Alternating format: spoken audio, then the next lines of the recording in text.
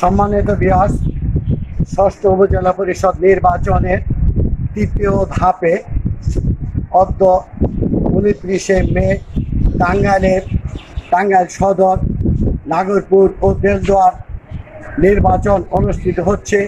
তারই ধারাবাহিকতায় এই মুহূর্তে অবস্থান করছি টাঙ্গাইল জেলার নাগরপুর উপজেলাধীন নাগরপুর সরকারি কলেজ কেন্দ্রে।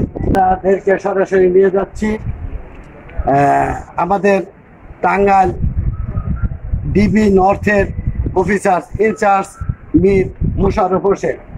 আপনি আজকের পরিবেশ সম্বন্ধে দুই চারটি কথা সংক্ষেপে বলার জন্য অনুরোধ করছি। ধন্যবাদ আপনাকে। আপনারা জানেন আজকে তৃতীয় ধাপের নির্বাচন, সেই ধারাবাহিকতায় নাগরপুর উপজেলায় নাগরপুর সরকারি কলেজে এই মুহূর্তে আমরা অবস্থান করতেছি।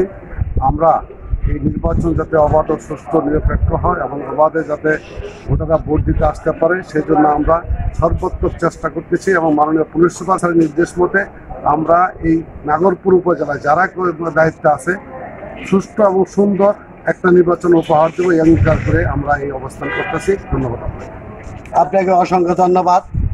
ভোটাধিকার প্রয়োগে নিরপেক্ষ ভোট নিশ্চিত করার লক্ষ্যে আইন শৃঙ্খলা বাহিনী তাদের স্ব দায়িত্ব পালন করছে।